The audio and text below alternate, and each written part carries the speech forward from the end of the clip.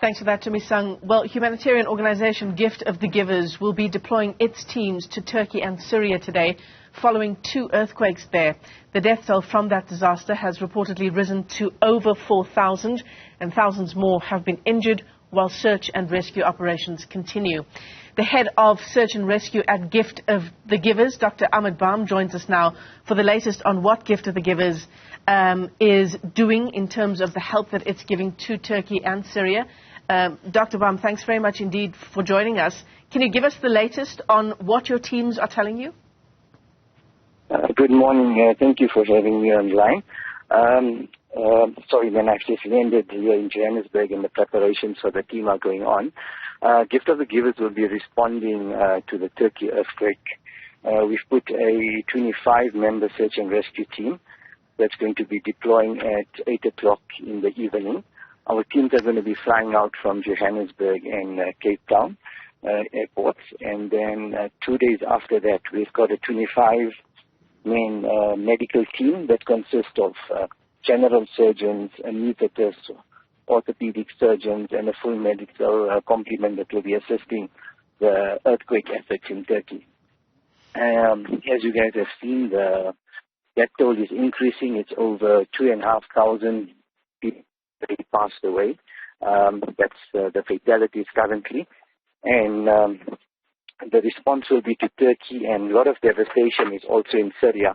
We have a lot of our casualties that actually coming to our hospital that we've got in Turkey and Syria at the moment, multiple casualties.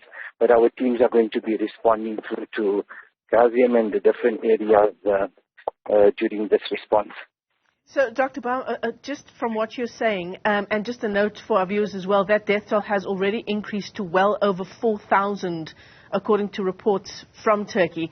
But the teams that are leaving, the 25-member teams that are leaving from Johannesburg and from Cape Town, Dr. Bham, what's the extent of the assistance that they will be giving? Is it primarily search and rescue?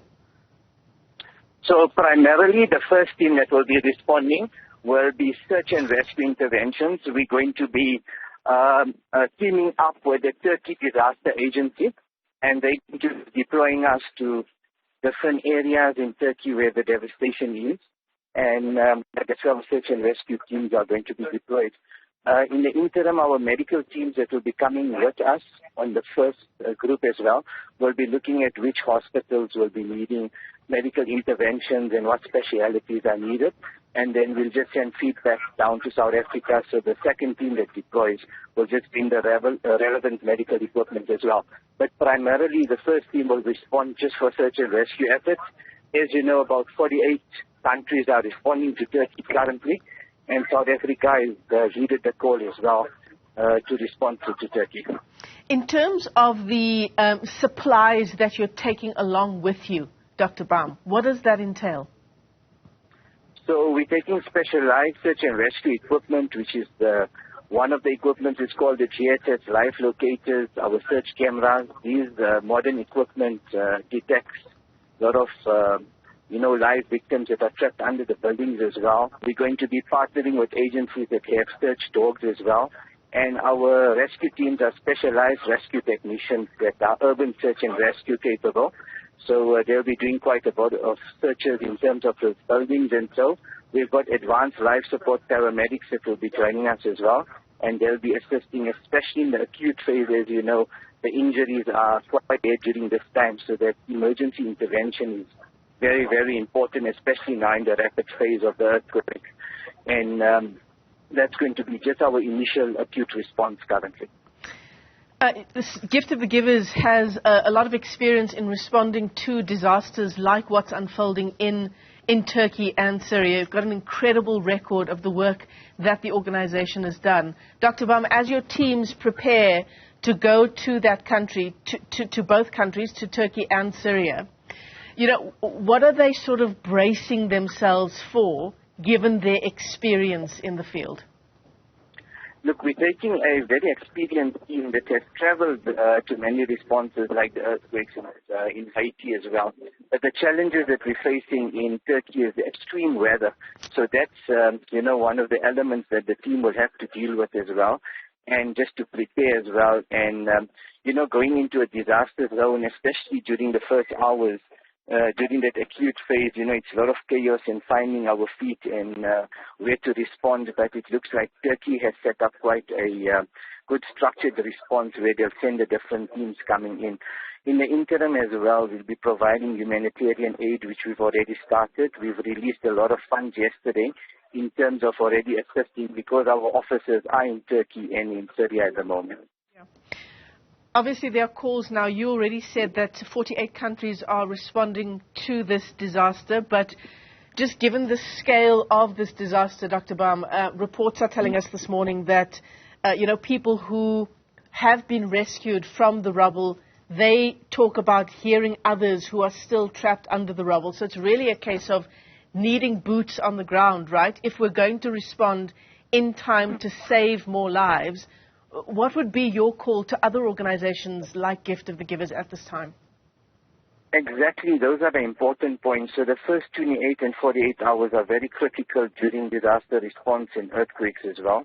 And my message to the other teams will be to send the rapid response teams urgently and as soon as possible, because that's the need currently. If any other teams are preparing themselves to send them through for that acute phase, it's important, As time goes on, with the extreme weather as well, the possibility of finding live patients under the rubble, it does decrease as well. But we mustn't also forget a lot of the live patients that are injured. So that's very important to treat them as well. And that's normally a factor that we forget about, that the patients that just got injured, that's just been rescued, and to look at that aspect very importantly, as well as a lot of the people due to, the chronic, the older geriatrics, or people that have chronic medication as well, or have certain medical conditions, their healthcare services have been disrupted. So movement of those patients also will be important in the long run as well. But for the acute phase, yes, search and rescue is very important, and within 48 hours to 72 hours as well, it's important to get a lot of boots on the ground. And we've seen that the response to Turkey has been really good. All the different countries responding as soon as possible. The death toll will definitely increase. There was the aftershock as well, which was a 7.2, which was a huge aftershock. And there'll be a lot of tremors happening during this period as well. So we'll have to monitor that as well. Well, Godspeed to you and the rest of the team who's embarking on this life-saving mission. Head of Search and Rescue at Gift of the Givers, Dr. Ahmed Bham, joining us on the line there. Gift of the Givers sending 25-member teams from Johannesburg and from Cape Town. They'll be heading to Turkey to be working with that country's disaster management teams there. They're also sending a 25-member medical team, which will be leaving this week. Life locators, search and rescue, search dogs, advanced life support, as usual, doing incredible work there.